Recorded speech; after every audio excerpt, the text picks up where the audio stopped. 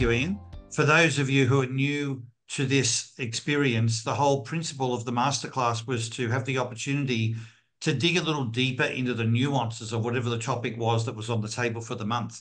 So we kicked off a couple of weeks ago talking about bucket lists and the whole idea of planning and goal setting, and whether the way we go about that is different for different IDs, which of course you would expect that it would be. And yet there were also some common themes that came out from that conversation, including whether some people just have an aversion to the whole concept of bucket lists, and depending on their ID for different reasons. So today we can dig into that with more nuance, and just take it a little further than where we got to with our last webinar. And we can also spend some time, if there are other things on your mind, like if there's particular issues going on that you want to talk through with the team, we can do that too.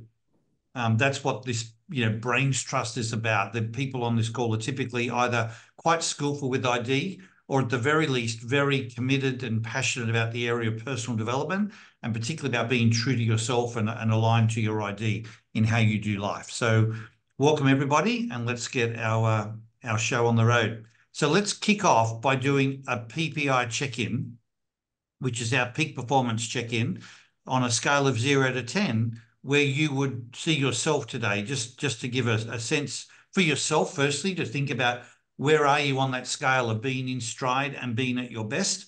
If you were to use a number, what number would you use? You might want to use a different descriptor. Feel free. And then let's just see what people's answers show, and then we'll have a brief discussion around what's coming up for the team. Okay, I think we've got most people's scores. So this is a really high set of scores, probably the highest I've ever seen when you look at just a collective group of people. I think we've got most people's scores in. Now, typically, the masterclass scores are high because they're people that are firstly self-aware, and secondly care about showing up in stride and bringing their best selves to work and to life. So this isn't a surprise, but some of these numbers are higher even for some of you than what they might normally be.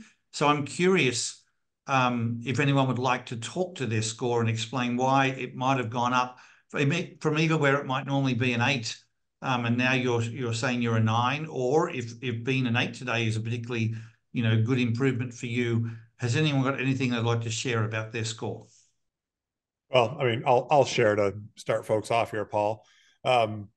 It's a beautiful spring day, probably a little too warm, but it's beautiful out. Coming off a week where we were all together, still energized by that.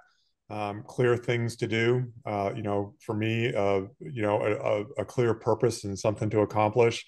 Just had a wonderful lunch with a former colleague. But I think in general, just trying to be very mindful about, where my PPI has been over the past week or so, and being very mindful about, okay, what do you need to improve that? And, this is where Instinctive Drives helps out. Well, it's nice to see. I should say, welcome back. Nice to see, and particularly with everything you've had on your plate, to get back into that place. The one thing I do feel myself, Cliff, is when you've been in a tougher place for a while, even though you wouldn't wish it on anyone, the one thing it does do is give you a lot of genuine empathy when you're working with other people then in future that maybe not as in stride as they too would like to be.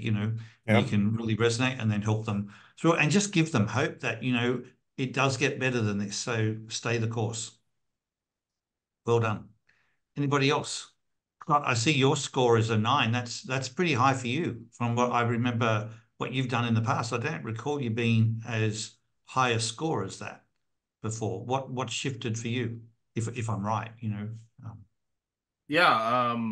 Actually, some good news. I had someone on my team was able to set up an appointment that we've been working on for a while. So he had some good updates within my team, which was really exciting. So a mini breakthrough, let's call it that. So, and with my ID, those little wins are always, they bring a lot. So, nobody else?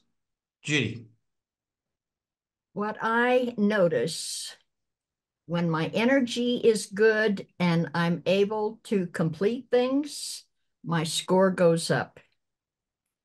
When my energy is not good and I can't complete things, my score goes down. It has, I've really been paying a lot of attention to it. And so today, my energy is pretty good. And I've been able to accomplish things, and then I feel good when I can lean into being driven to complete things. Can I ask a question, Judy, just in relation to that? Because we've got, well, certainly share the complete drive. Do you also find that even if your energy is a bit low, but if you sort of push through it and go, I'm just going to go and do that, it actually also can have that sort of that effect? Because what I will find is like, like I find if my energy is a bit low, I'm a bit flat, everything's too much bother, you just sort of rather just sit and do nothing. But I know I go, no, I'm going to do that. I'm going to, and it's like almost forcing myself. And by doing that, it actually then gives me the momentum to keep it. It actually has that same effect. It's like it almost increases my energy because I'm now completing stuff. Because otherwise, it's still bothering you that it needs to be done. But you now go, oh, okay, now I've got that done. Oh, I might just do that now. Now I might just do, and it just, and with, building the momentum of the completer. It's just a strategy that I've employed. It's almost like, yeah, I'm feeling flat. It'd be nice to just do nothing, but I'm actually going to push myself to do it. And I know it's almost like now I know that'll fix it. So it gives me that impetus to go ahead and do it. So it might be just something you could try. Well, I appreciate your idea, and it doesn't work for me. Okay. When and I've done this several times today, when I can feel when my energy's going down, and the only thing that works for me is to lay down and take a little nap or rest a little bit, and then I'm able to go on. I cannot push through. I think it's a wonderful strategy for those that it works for. And I would say it because you're high verify and also high complete, it's a lot different for me. And there are physical things. I just had a whole new round of blood tests, and my doctor has recommended I see a hermatologist, which I've just been able to book that appointment because I have abnormal things in my blood. And so I'm holding the intention that they'll be able to see something that will help. Thank you for explaining that, Judy. And you raise a really good point, which I think might be worth. We talked about this being a group for nuances of the ID.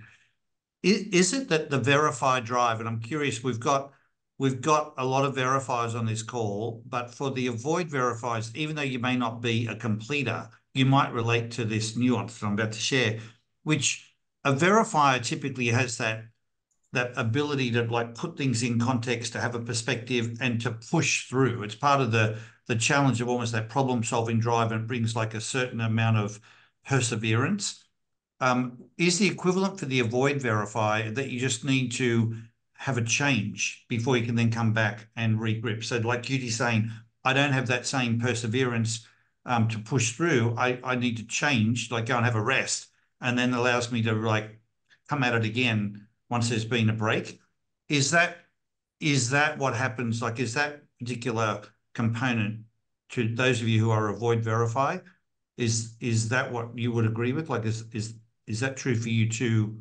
That you need to tackle problems, you need to not so much persevere, but have a change and then come back to it. I've never actually thought about that, but I think actually that is how I work. I just get up and go do something else for a few minutes and come back to whatever I'm working on, and never even notice that. And I wonder how that relates to avoid complete, because I've never thought about it that way either, but it's absolutely true. Right. And so I'm like, is that my avoid complete? Is it that in combination with the avoid verify? But yeah, I totally resonate with that. Well, and I'm not talking about the behavior here of what you do. I'm talking about the mindset behind the behavior, which is the need for the mental break. So you're not so much persevering. It's like you go away, you rest, you regroup, you re-energize, and then you come at it fresh again. Now, obviously, as an avoid complete, the concept of being fresh will be helpful, but I'm just trying to link that to what Judy was sharing, that for her to keep going with something, the concept of persevering is exhausting and it doesn't work. But to an avoid verifier, a reset is probably what they need. And then you could then match that to, each of the other drives. So for Judy, it would be about being able to stay with something and complete it. She needs to reset. If you were a strong improviser, in order to regroup and get your positive energy back, in order to sort of rise up to the challenge again and have that influence or impact that you want to have, you need a break first in order to do it. That's what I'm picking up, because for quite a while, without me articulating it, I've heard avoid verify people say things like, it's not that I can't persevere or I don't have tenacity to stay with something and get it done, but the way I go about doing that is I need to just have a break and get away from it and then come back, with a fresh mind. And I think there's something in that. I think there's something about the work, the perseverance, that tenacious sort of element that I think there's a lot of verify in that, of the fight for the problem solving, well, the fighting for it, as opposed and avoid to improvise too kicks in, because obligation sort of kicks in there as well, I think, for me, certainly. And as I say, like, I only sort of share the back half with Judy, so I wondered whether it was something but obviously that avoid for you, it would be the avoid improvise, Ian. For someone like myself, who's the opposite, Oh, it yeah. would be the challenge of it. It's exciting. Yep. If I can, keep going, I just ramp the challenge of it. Yeah. So I think, we've only had Alona and Judy and Cliff speak to it. I don't know whether, Patricia, do you see that for yourself, that you need a break to like regroup, remuster the energy and go again? Yeah, I mean, if I get up and I do a walk around, or if I jump into something else for a few minutes, then it kind of gets me re-energized that I can pick it back up. Yeah, absolutely. Right. Yeah, I think that is a really important feature about how you might bring it back to our goal setting, topic. I think in order to keep going with something, it might be a little challenging. To go off and just change your state isn't then a negative. It's what you're doing in order to be able to keep going, which is really important. And I think it's good, given how many verifiers are on the call. I think it's good for us not only to be aware of that, but to then not have judgment, like not inadvertently put a judgment on that to other people, where we see them taking a break and feel like, well, they're giving up, or they're not persevering, or we attach some judgment to it, as opposed to almost encouraging that. Go have a break and then come back, come back when you're refreshed, and then you'll get all of their energy back on task. All right. So I might pivot us now to get to our bucket list conversation, as it were. What was going through my mind, if we look at our PPI scores, which are all really high, we're now coming up towards the end of the first quarter of 2024. And when you think about what you wanted this year to be, if you put that score like you would to do a PPI on the year in terms of you achieving the goals or the vision that you had in mind for yourself for this year, where would you rate that? Would that be a 9 and an 8, or would that be different? And if it's different, what's behind that? So just maybe can we do that pulse again? So if this time, instead of doing a PPI on you, put down, how would you rate the year so far with, how is it tracking in terms of achieving the goals and the path that you had hoped that it would achieve, what you had in mind at the start, whether it was to do with personal things, business things, how is it playing out? Let's just see let's call it a year PPI so far, at least 3 months in. What would you put down for your score? Some different scores coming up now.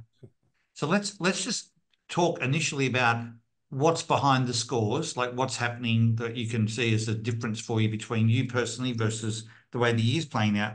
And then let's see if we can derive some insights and nuances from what we hear people sharing that we could take away for a better understanding of the total ID pattern. So first of all, the thing you notice is some people's scores are still quite high but there's definitely been a drop off, hasn't there, in the scores? So, Greg, I think you've scored the highest in terms of a 10.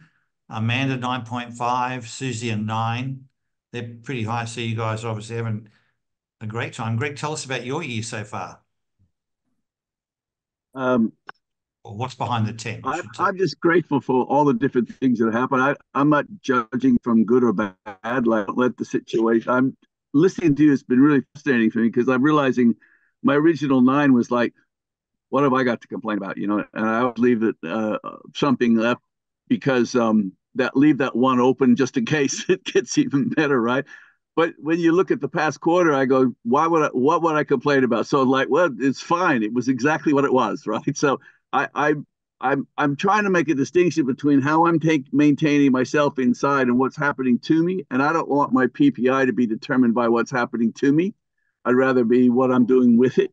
And it could be a horrible situation, like the funeral or Jose's thing, and da da da. And I'm going, and this is how you be at a funeral. You know, this is right, right? So Right. I have trouble with grading me. I'm checking in. I love Judy's comment because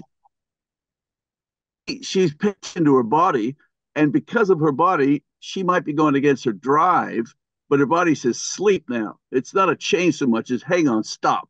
And I really admire a bloody 70 and 80 or whatever in complete to be able to stop. Right? I'm married to one, right? She has to collapse to stop, right? Yeah. So yeah, I'm just thinking, how would I grade the last 3 months? I would, I'm having a fantastic time. So playing back to you, what I'm hearing is it's been what it's been, and it's been more your acceptance of that. Instead of judging it, it's learning to accept and be who you are in amongst all of that stuff, good, bad, or indifferent, and accepting that it's been the year that it was meant to be, or it wouldn't have happened. And I'm grateful for waking up. You know, we hit around I love being 75 because it's this number. I love this number. I don't know why I don't know my birthdays, right? But I'm just grateful for just about every damn thing, from it's watching my grandson to the mullet. The river that I'm looking at right now, the mullets jump up every once in a while you guys are talking, and I'm just going, yeah. So I love that because that's what I bring my clients. I say, hey, this is it. Let's make it work. Thank you. Thank you. Amanda, what about for you at 9.5? That's an interesting score for somebody that typically grades herself very, you're pretty hard taskmaster on yourself. And so that's an interesting score for you. Can you share with us what's behind that number?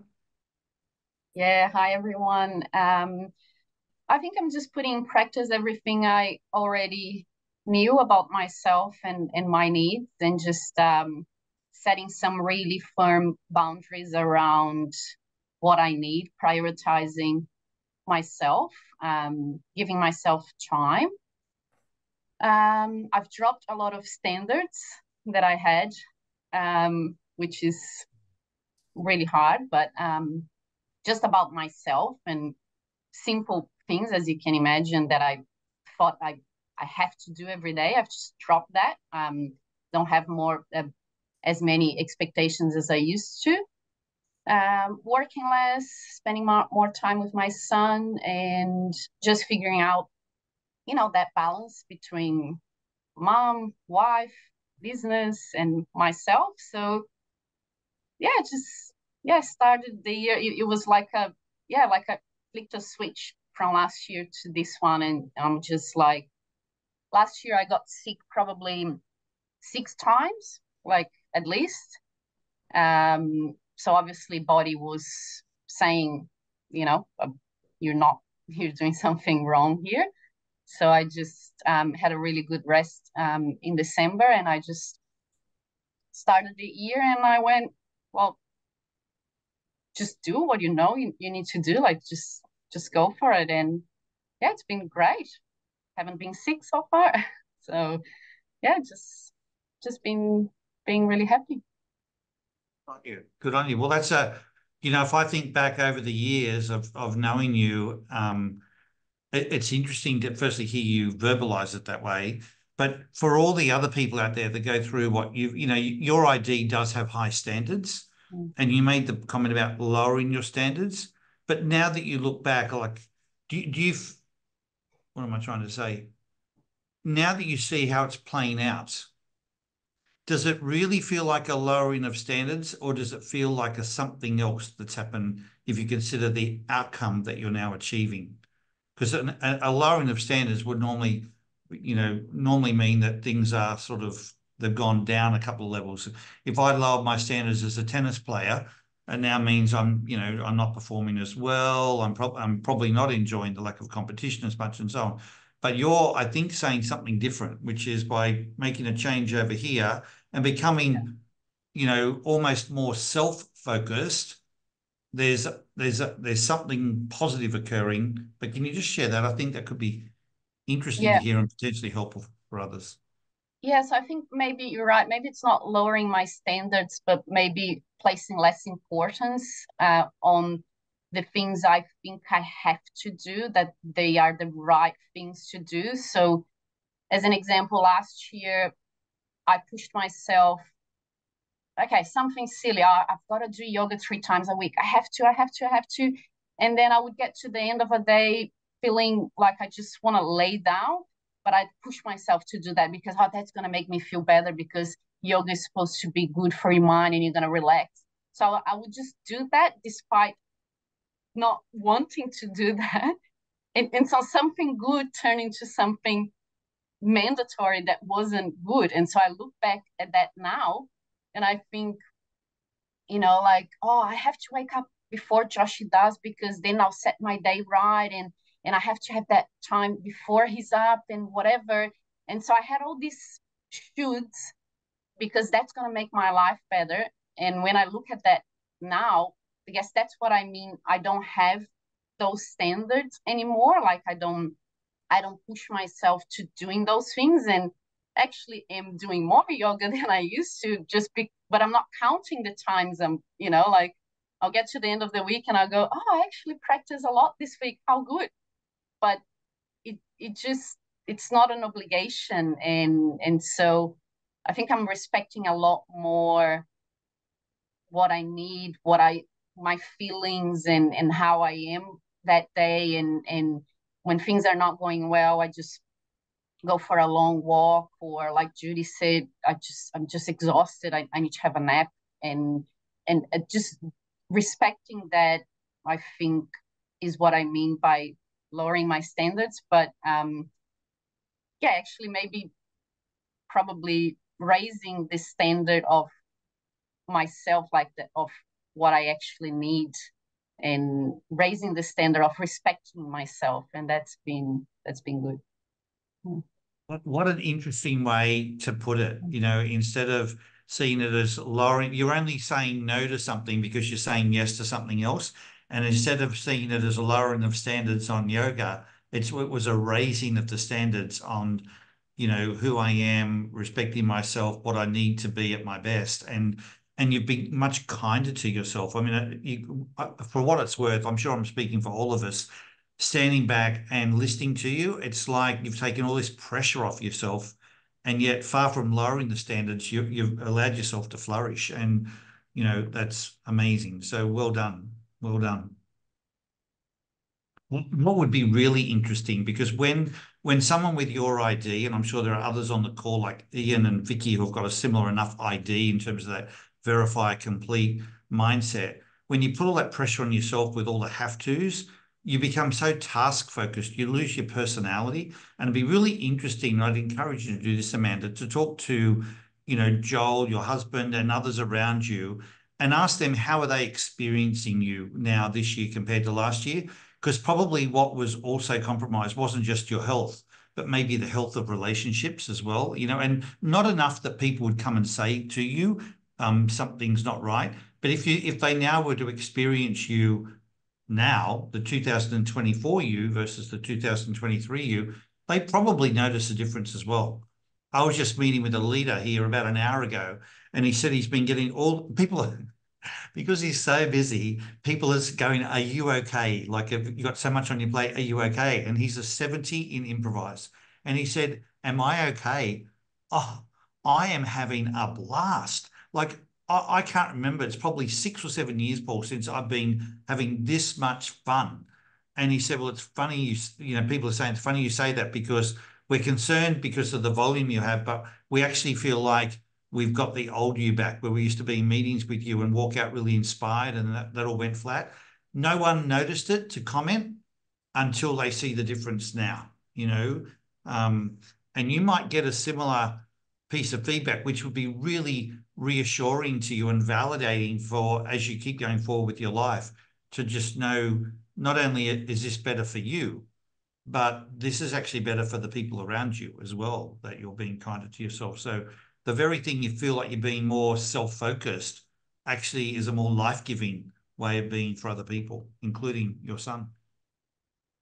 And it's also an interesting correlation when we sort of go back to talked about bucket lists, because to me, it would almost like say, and I was thinking while Amanda was talking, I'm like, do I have a bucket list? And I'm like, actually, I'm better when I don't. Like this year's successful because I haven't got all these plans. Because as soon as it becomes a plan, even though that's part of the drive, and then as an avoid improvise as well, it's an obligation. So some of the fun and the enjoyment goes out of it. I was absolutely with Amanda in that, like practicing my singing each day became a chore because I'm like, I have to do it. But when I just went, oh, I might just do it now because I've got a break, it becomes, the fun comes back in and the enjoyment comes in. But as soon as it becomes a thing that has to be done, and I just wonder, even with bucket lists, is that a thing? Like as soon as we put it on the bucket list, it then becomes an obligation to do it, and then the enjoyment is lessened. So I've been living it more like when an opportunity comes up, I say, okay, yes, as opposed to going, I must do this, this, and this. And I just think it certainly for my idea, I'll be interested to see what Vicky and others have got to say, but I just think it works. Hey, yeah, works better. So Ian, you're again raising some great points. If I didn't know better, what it sounds like you're saying, and I know this isn't what you're saying, but I'd love you to explain the nuance for you. It sounds like I know my ID says that I should be a planner, or that I'm at my best when I'm a planner, and that I have my list and my plan and I follow through and tick things off. But I've actually found that it's been more fun and more energizing to be more spontaneous and not be my ID. And I know that's not what you're saying. It sounds like it, but yeah. How do you see being more spontaneous, as it were, or less obligation driven? How do you see that actually fitting with your ID? I think those nuances would be really helpful to the group. It's a good question. I think, and again, obviously, the whole ID starts to play into it. It's the more I can just have, I think there's the ideals. So the ideals is like, it's almost like, so people can see my background, the Larapinta Trail. I'm walking that later this year. And it was like one of those things that was sort of just popped up. Now I could sort of say I have to do it. It was never on my bucket list, but it was just like it came up and it was just like, and I thought about it. I thought that'd be good. And then there was an element of like, oh, okay, that's raising money for cancer. It's doing this. It's doing this. So it was sort of ticking all these boxes, but it was not a bucket list thing. So it became it was just say yes. And I think the big thing, I think as a use complete, and even though it's not my strongest drive, it's my weakest drive, there's always that, oh, well, I'd have to do this, I'd have to do this, I'd have to do that, I'd have to do that. And I think it can stop you saying yes. So you almost tap into, but there's leverage in it, but it's the ideal. It's like, and why not? And as soon as it's like you take the pressure, it's a version of taking the pressure off yourself, I think, more than anything else. And just saying, yeah, that's, I think ultimately when now I've talked it through, I think it's, and a great example, like we were all at a conference where, the Link Up conference last week, and there wasn't an agenda per se. We knew what we needed to cover. But one of the things, and I remember this from very early in the Link Up days, when you sort of say, oh, we're going to do this, this, and this, and we're going to have a break at 10:30, and we haven't done this, and that's stressful.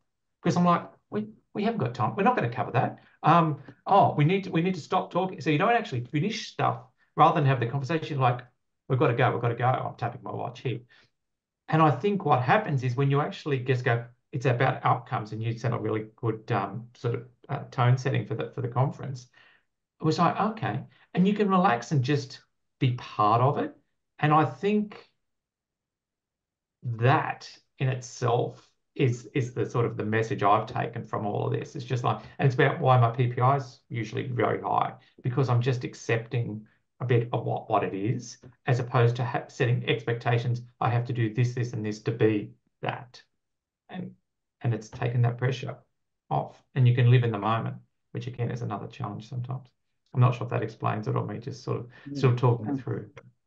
Thank you. Well, what it sounded like as I listened to you was that the making of the decision to do something is spontaneous. The execution of the decision still has a plan around it. Oh, so absolutely. You've still got, your decision to do that trail walk behind you. That is something. The old you would have been. Got to be careful saying that term now with you into the old you, but the old you would have thought about the how before you made the decision and all the ramifications and all that. And what I'm hearing you say is, you know what, if I want to do it, I'm saying yes to it, and then I'll figure out the how. Maybe there's more confidence that you can plan anything out and you can pull it together. That's the part that to me is you were maybe letting yourself get trapped or constrained before by trying to do all of that planning before you made the decision. And it's been more liberating to just do it. Like, I'm going to go sing because I've got time, I'm going to do it. Go do it. And then what you do in that half hour or whatever of practice, there still might be a plan or something that you have for executing. Yeah, there invariably is. Absolutely. Right. Yeah. But it's taking it off away from being the obligation. And you're absolutely right about that.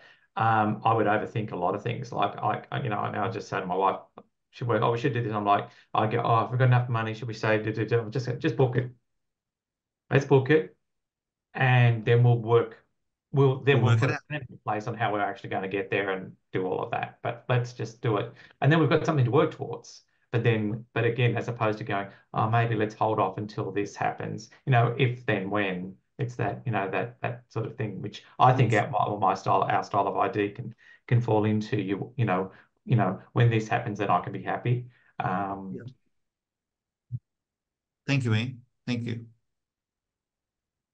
So what about where someone's had their score drop off a fair bit, where, you were higher in the PPI score, but for the way you're thinking about the year, it hasn't been quite as high? Paul, as I've been listening, it seems like the question that's asked is really important. And I don't remember how you asked the question, but I became to this awareness when Greg was talking. See, what I heard the question as, has this year been, has it gone the way you expected? And the answer is a 5. That because I expected I would have my energy and be able to accomplish a lot. So that's the answer to that question. What I heard the question I heard Greg answering was something like, what is your experience of the first quarter? And so he was talking from an inside perspective.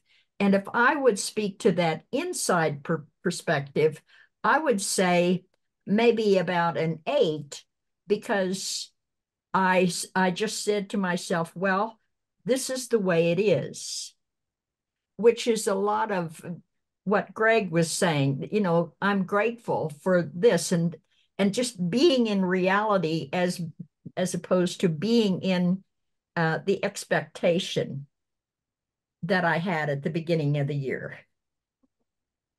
Thank you, Judy. Yeah, like I said, that makes sense, and particularly obviously completers are driven by expectation. So if that was your expectation and that hasn't played out, that is going to be a compromise for you. What about someone who put down their score was a 7 for the year or something like that, where it's something's missing or it hasn't gone quite the way, it's not been as successful or as whatever word you would use. as fulfilling as what you were hoping? What, maybe talk to that and let's see what the connection is to your ID. Katrina. So it's funny. I think we're at April almost, and that snuck up on me pretty quickly. I'm doing progress to goals at work right now in a couple of weeks. I'm kind of like preparing for that. But I think when I took the question, I was looking at work, but I was looking at sort of my whole life with my kids, my husband, just life. And I thought, oh gosh, it's probably a 5. 5 was like my initial number in my head. And then I stopped and I said, okay, well, my daughter is thriving. Like she's got back from being abroad. She's living alone. She's never been better on her own, like so confident, just doing great. My son is a senior in high school. He's now got his college figured out. Like he's actually where he should be. My husband is happier, I think, than he was in November. So he's doing great. I was like, well, then I must raise it to a 7. I must like move it up a little higher. And I'm like, well, why is it only a 7? And I thought, well, I think it's just April. And I don't feel like I'm in my peak of where I would want to be. And I can't really say that I'm not doing well. I've done pretty well the last couple of months, but I just feel like there's a lot more in the year ahead. So I couldn't make it higher than a 7. What have needed to have happened for you to rate the year as a 9 so far? I think with my ID, I've had to just kind of give up control over just variables. And so I'm probably not operating the way I do best, right? You know, I have to just sort of say, this is good enough. This is enough where we're going to be right now, right? Where I do like to plan, but I also like to have the innovation around it. You know, I'm just going to let someone else plan or let the plan happen. I can't evaluate all the risks sometimes. I'm just going to have to let it be. So I think just for me personally, I'm in this phase where I have to just kind of let things go and say it's good enough. Might be really interesting for you to sort of somehow take what Amanda was sharing around changes she made to like recalibrate her perspective.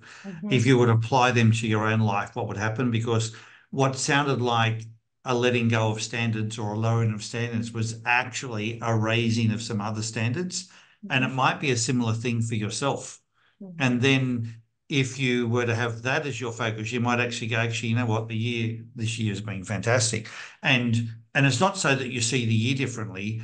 It's because then that cloud that is on you that was weighing you down would disappear, and who you are would shine through differently to your husband and children and others around you. You know, the joyfulness of a year that's rocking along at a 9 would be coming through you. And yet nothing's actually changed in the year other than how you're viewing it. But using more self-awareness to view it differently would make you show up differently.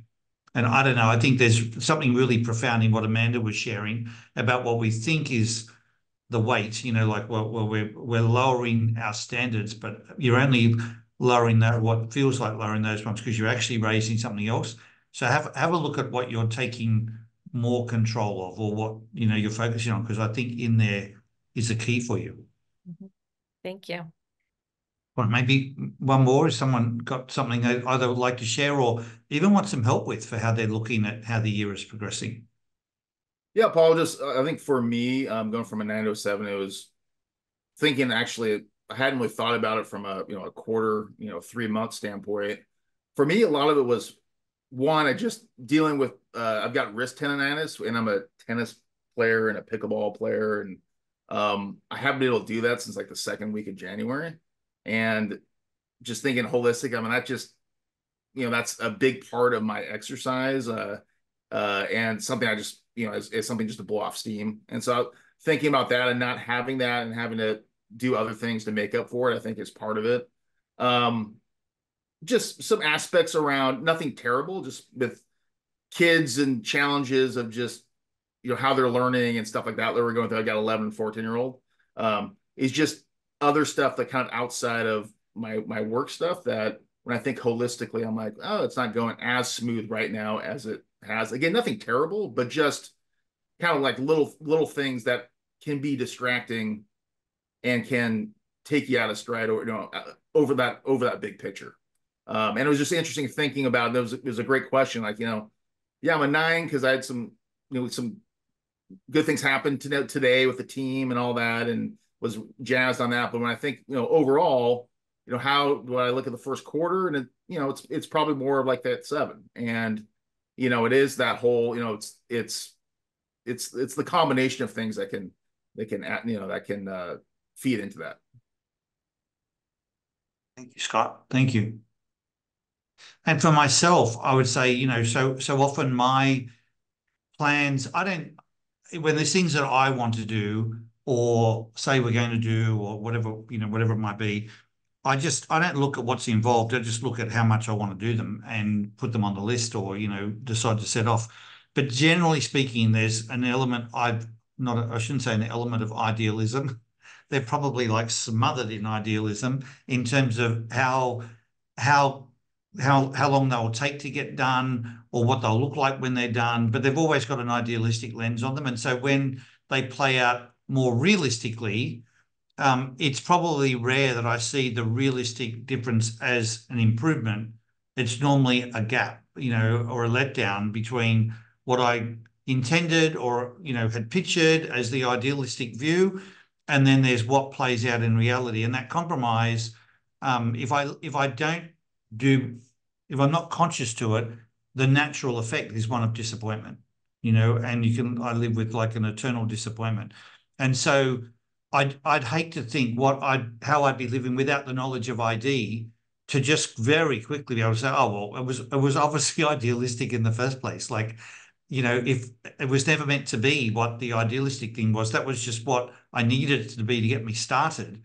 Because if it wasn't exciting in that way, I wouldn't have probably embarked on the journey of it. And then once I get into it and it plays out, however it plays out, I find myself doing more of what you said, Greg, right at the start, which is one of more acceptance, and it is what it is. So my role in life is to learn to accept that and just enjoy that was the ideal, or it wouldn't have happened, And I find that much more comforting, and it's still a piece of work at times. Like, it's still a conscious thing for me to do that. It's not as automatic as it would be for some of you with your IDs.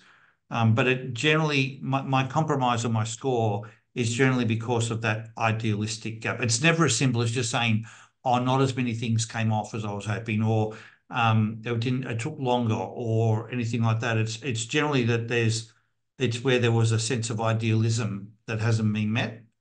But the acceptance of that being, well, clearly what it was meant to be, it was just me. It's me that was out in my expectations. It's not that life was out in what it delivered to me.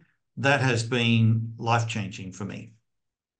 Can I impose, Vanessa? Can you say how that really hit home? I'm really curious as to what you think, what you're thinking.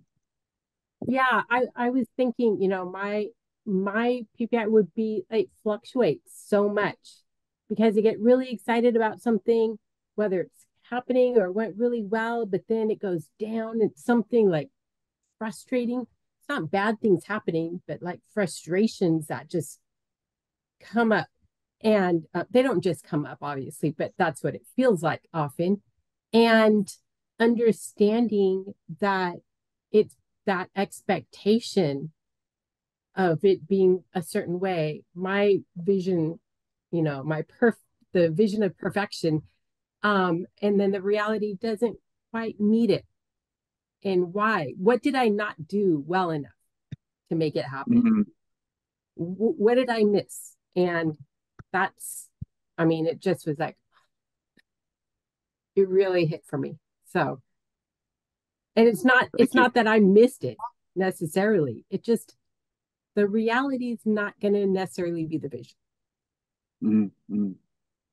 I think that's it. You take it all on board personally, like you didn't do something right, or you should have done, could have done, would have done, and just letting go of that self-criticism or self-judgment to go, well, life happened. At the end of the day, it's only a disappointment because you attach something to it that maybe was never right in the first place, I think, and that's particularly true of verifiers. I remember when I first developed the ID, and we had at the back of the questionnaire the open-ended questions.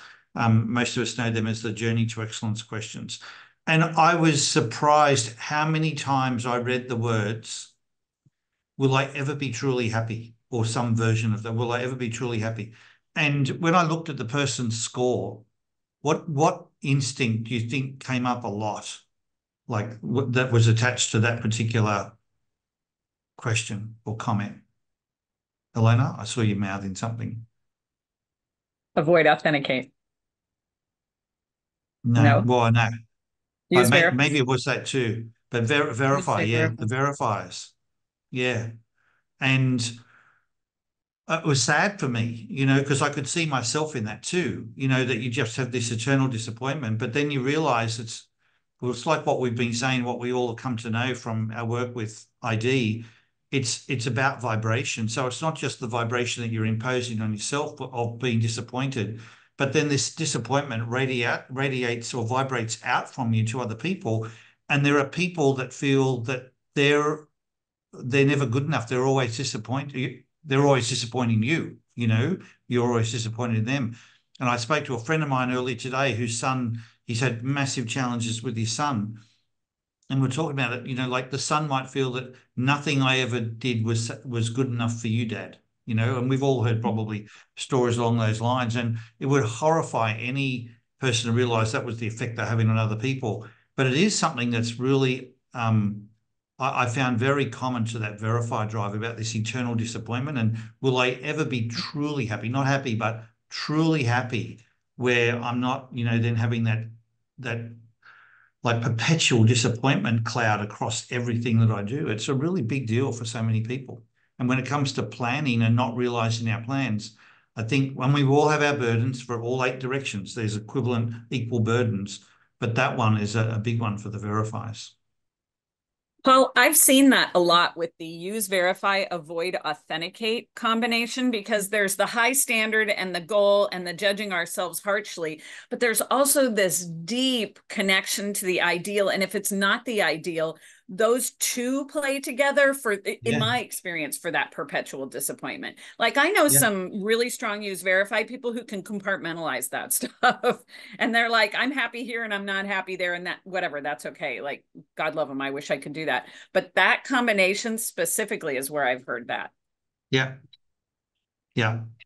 I think that's right. I think it's true for all verifiers. I think you add that idealistic piece on top, it just exacerbates the issue.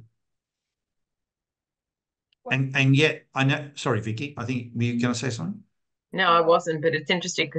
Someone else was, but Katrina just made a comment which I think is interesting. She said, "I see it as disappointment, not as disappointment, but rather constant desire to make better." So that's an interesting way to look at it. And she's use authenticate, right? I think the disappointment is that deep feeling, as the use verify, use authenticate combination is, there's a problem. What do I do to make it better? How can I work harder? How can I learn more? Or whatever. The use verify, avoid authenticate is like, oh, why isn't it? Like, I know how amazing it could be. And there's so much emotion attached to it and identity. Not so quickly. No, you don't think so? No, I agree with you, but I'm curious for what Katrina would say to this. I'm thinking of athletes I've coached, because that comment about rather than disappointment, constant desire to make it better. But I'm thinking of people who had like up, down, for example, and when they're on the I.D.s with a gold medal around their neck, they're telling me later, I struggled to enjoy the moment because I was thinking to myself, I should have swum faster. I missed that turn. I could, and so as opposed to I'm thrilled with the result and I can see ways to do it better, there was still this disappointment factor. Now, maybe it's worse for avoid authenticate, but I'm curious for someone who is an authenticator like Scott or Katrina, maybe it's the word, maybe it's not the word disappointment, it's a different word. But I do think there's a gap between, there's a gap, and then there's still the thing about a constant drive to do things better. So big tick to do it better, I agree. But in the moment where things don't go the way you were expecting or wanted or whatever, what's the word you would use, or how would the authenticator describe that that's different to the idealism gap of the avoid authenticate? Yeah, I mean, I would say, and this is something we talked about last week, is the being able to compartmentalize the different situations. I think for me, even as I was just talking about being a 7 and being a 9 now, or being 7 looking at the quarter, even some of those things about my personal, I'm able just to put them and keep them separate from what's going on maybe through work and with other things.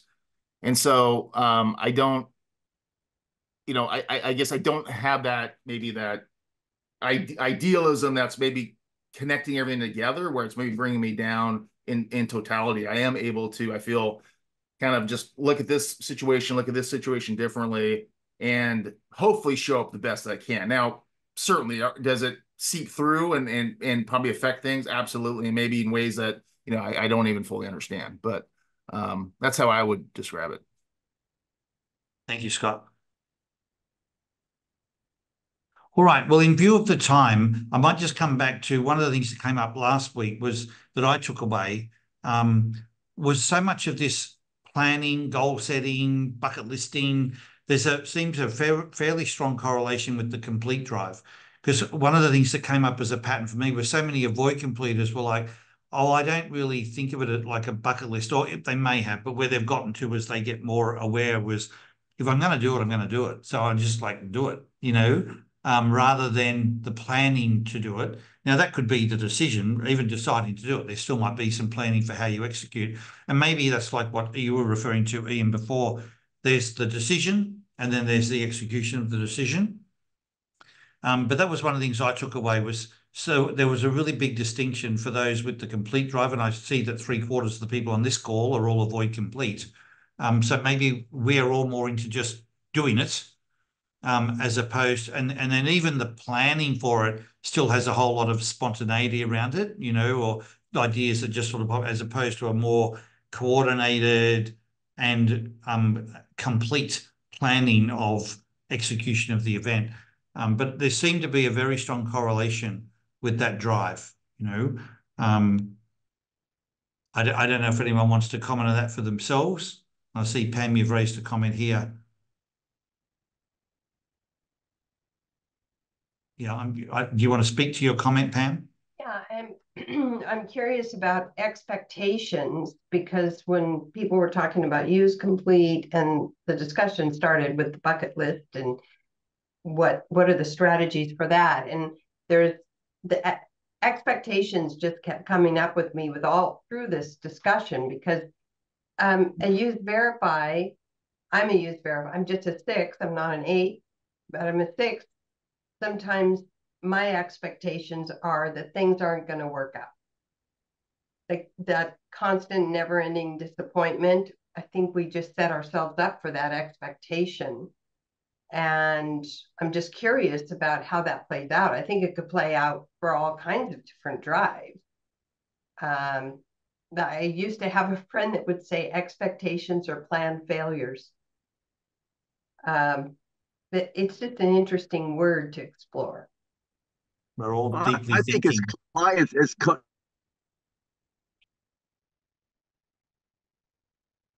we do as consultants is help them ease the pain between expectations, and we bring reality. We say, well, this is what's going on, and we're giving them another perspective on the very thing, so that their expectation has a new way of playing with it. And I think when they get wisdom from us and they think we're wonderful, it's because we just gave them a new perspective on the very same thing. The same thing, nothing's changed, but they see it differently, and that's a huge gift.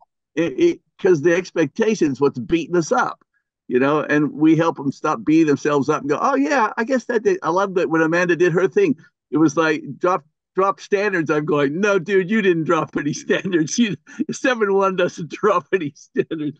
You came back later and went, yeah, I raised them. I mean, this is fascinating stuff. What's going on? Pam, what about for you as a completer? I mean, expectations are what so many completers want to have. And maybe we need to hear from a completer here that expectations, I always thought for completers were both a necessary thing and a really energizing thing. It's all part of knowing what track am I on? Am I on the right track? Am I meeting expectations? So expectations, I would have thought, are a positive thing for completers for the most part, like as a general statement. And yet, even for completers, is there something, not negative, something about that word that's not healthy for you? I think it can be very negative if you have a very detailed expectation of what something will be like. And even if it's something positive, say a trip, a weekend away, or you whatever, and you have that picture you've planned, you're gonna go to this restaurant, you're gonna do this and whatever, it's gonna be sunny and it's gonna be amazing. And then you get that and it's not what you expected. I can't get away from it just wasn't what I planned, what I expected, to then go, oh, but it was still good. So that's where expectation can be really bad for me, because it's difficult to shift from this is what I planned, this is what I wanted, this is what I imagined, to it wasn't that, but it was still good. So I rather, for some things, don't have that expectation. Sometimes the expectation is good because you're planning for it and then you get excited about it, but it just is really difficult to shift in the moment. Like my wedding day was raining and it was going to be an outdoor ceremony. So you can imagine for me, I'm like that was just, and Joel was like, okay, it's raining, what was plan B? And like, you've got a plan B, C, D, and E, so let's just go plan B. And it was amazing for him anyway. Like it took me many days after the wedding to shift from there and go, oh, actually, it was actually a beautiful wedding, But so that's bad, like I think that's where the completers, it's difficult to live in the moment when you have those high expectations. Yeah, I'd agree with that.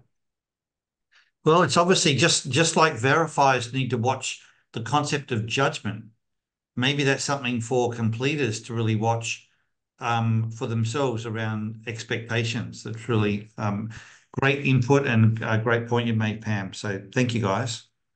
So once again, we very easily run out of time, but a great sharing and some really neat, nuanced insights that came out of that conversation. Thank you all for contributing. Keep living in stride as you clearly are, because not only is it making a difference for you, but just trust that the people in your world around you are getting the benefit of what you're vibrating. That's, so energizing for yourself and for them. So live in stride, and we will see you next time. Take care, everybody.